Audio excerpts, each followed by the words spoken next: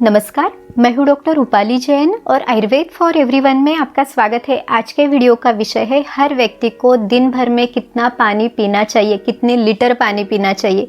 इसके बारे में आयुर्वेद में क्या बताया हुआ है। अब देखिए, इस चैनल के माध्यम से हमने हमेशा सही आयुर्वेद को, आयुर्वेद के मूलभूत सिद्धांतों को, आयुर्वेद के ज्ञान को, जो आयुर्वेद की संहिताओं में दिया हुआ है वही आप तक पहुँचाया है। और जो पानी पीने का विषय है उसके बारे में लोगों के मन में बहुत कन्फ्यूजन है।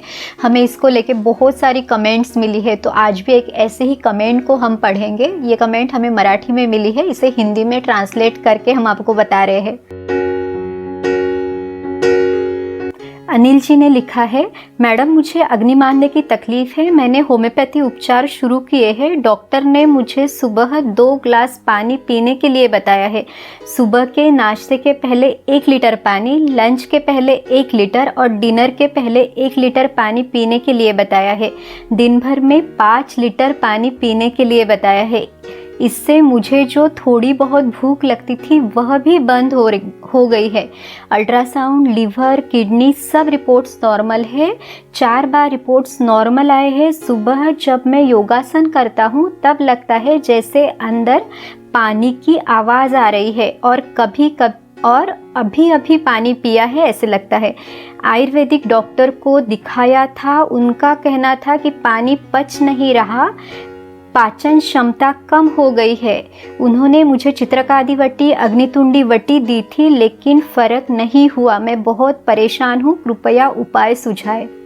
चलिए, इस प्रश्न का उत्तर हम आयुर्वेद के ग्रंथों में ढूंढते हैं। तो अब देखिए, ये अष्टांग हृदय है जो वाग्भट ऋषि ने लिखा हुआ ग्रंथ है।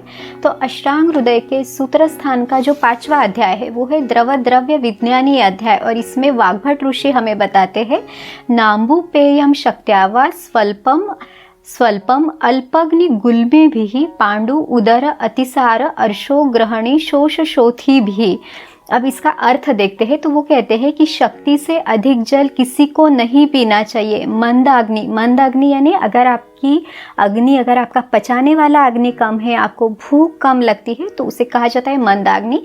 इसके बाद कहा है गुल्म पांडुरोग यानी किसी को खून की कमी है, जैसे एनीमिया है तो उसे पांडुरोग आयुर्वेद में कहा हुआ है। उदर रोग यानी पेट से संबंधित रोग, या उदर यानी जैसे असाइटिस है, किसी के पेट में जैसे पानी भर जाता है तो उसे भी उदर कहा गया है।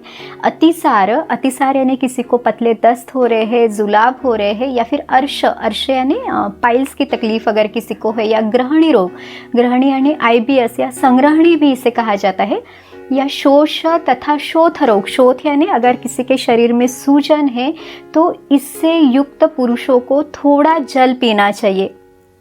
और अंत में वाग्भट ऋषि कहते हैं, पिबे स्वस्थोपि च अल्पशः, यानी जो व्यक्ति स्वस्थ है उसने भी थोड़ी मात्रा में ही पानी का सेवन करना चाहिए। अब ये जो थोड़ी मात्रा में उन्होंने बताया है, तो ना तो बहुत ज़्यादा कम, ना तो बहुत ज़्यादा यानी आवश्यकता से ज़्यादा। तो आपने इसे बैलेंस करना है, आपके प्यास के अनुसार आपने पानी का सेवन करना है। आयुर्वेद में सबसे ज़्यादा महत्व अग्नि को दिया हुआ है। यहाँ तक कहा गया है, शांते अग्नो म्रियते, यानी अगर ये अग्नि शांत हो जाती है तो मनुष्य की मृत्यु होती है।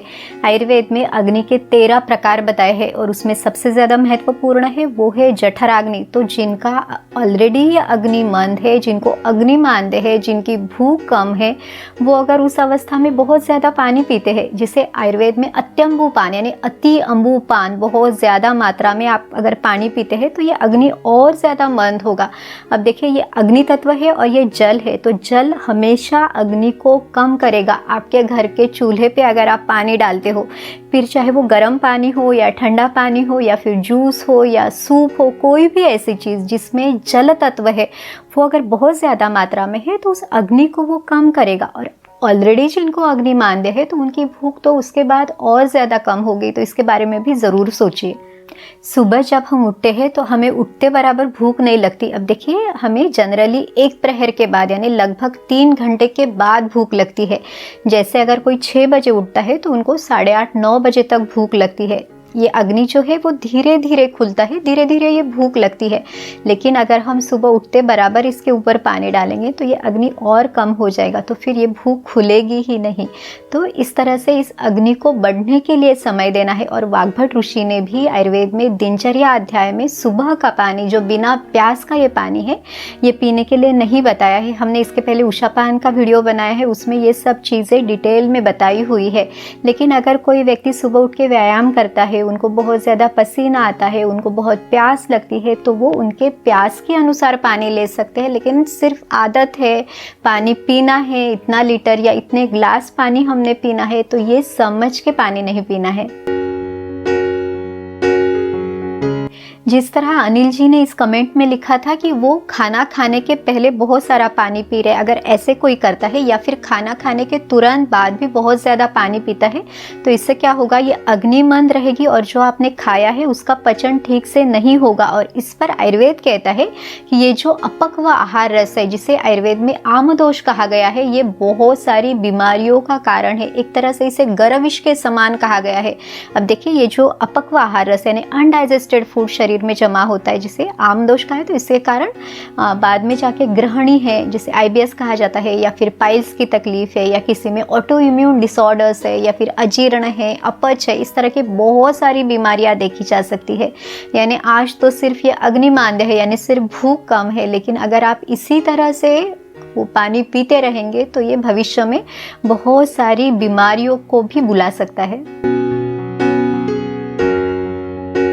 तो इस तरह से हमें पानी को कभी भी गिन के नहीं पीना है। हमारी रिक्वायरमेंट कितनी है, हमारे शरीर की ज़रूरत कितनी है, उसके अनुसार पानी पीना है। जैसे अगर आपको खाना खाने के पहले पानी पीना है तो लगभग आधा पौना घंटे आपकी जितनी प्यास है उतना आप पी सकते हैं। उसके बाद थोड़ा समय छोड़ दे ताकि इस अग्नि को खुलने के लिए समय मिले। जब आपका भोजन चल रहा है, आप खाना खा रहे हैं, उस समय पे घूट घूट पानी हमने ज़रूर पीना है। इसके बारे में आयुर्वेद में कहा गया है, भोजन अमृतम वारी, यानी एक प्रकार से अमृत के समान है। इस समय पे बहुत ज़्यादा पानी नहीं पीना है, लेकिन एक एक घूंट पानी ज़रूर लेना है। और अगर आपके खाने में जैसे दाल है या छाछ है तो इस पानी की भी बहुत कम ज़रूरत होगी, लेकिन इसे घूंट घूंट ज़रूर लेना है। इसके बारे में भी सेपरेट वीडियो है, आप वो भी देख सकते हैं। और जब आपका खाना हो जाए तो खाना थोड़ा सा नहीं, 1 या 1.5 घंटे बाद भी आपको जितनी प्यास है आप आराम से उतना पानी ले सकते हैं।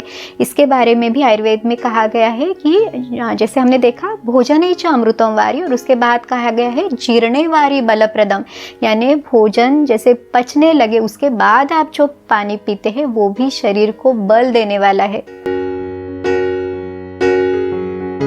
हर व्यक्ति की प्रकृति, वो जहाँ पे रहता है वहाँ का मौसम कैसा है, उसकी जो शारीरिक क्रिया है वो कैसी है, इस पर भी उसकी प्यास कितनी होगी वो डिपेंड करती है। अब जैसे किसी की पित्त प्रकृति है तो पित्त प्रकृति में प्यास ज़्यादा लगेगी तो उनको पानी की ज़्यादा ज़रूरत रहेगी। लेकिन जो व्यक्ति वात या कफ प्रकृति के है तो उनकी प्यास भी कम रहेगी, तो उनको पानी की ज़रूरत कम रहेगी। यहाँ तक कि ऋतु के हिसाब से, यानी जैसे कि मौसम बदलता है तो जो शरद ऋतु है या फिर जो ग्रीष्म ऋतु है, यानी जैसे समर है या फिर जो अक्टूबर हीट का जो पीरियड है, तो तब हमारी प्यास ज़्यादा लगती है, तो उस समय पे पानी की ज़रूरत ज़्यादा रहती है। उसी तरह से जिनकी शारीरिक क्रियाएं ज़्यादा है, जो लोग व्यायाम ज़्यादा करते हैं या जो लोग मेहनत का काम ज़्यादा करते हैं, धूप में काम कर रहे हैं, तो उनको प्यास ज़्यादा लगेगी। लेकिन उस कंपैरिजन में जो व्यक्ति AC में काम कर रहा है, जिसकी लाइफस्टाइल ही सीडेंटरी है, तो उसको पानी कम लगेगा। तो इस तरह से हमें हमारी रिक्वायरमेंट के अनुसार, हमारी प्यास के अनुसार, हमारी शरीर की ज़रूरत के अनुसार पानी का सेवन करना है, ना तो किसी हैबिट के तौर पे या फिर सिर्फ किसी ने बताया है इसलिए, या फिर गिन के पानी नहीं पीना है। उम्मीद है आज का ये वीडियो आपके मन में भी जो कन्फ्यूजन था उनको दूर करने में आपकी मदद ज़रूर करेगा। अगर आपको ये वीडियो अच्छा लगा तो लाइक, शेयर और सब्सक्राइब कीजिए।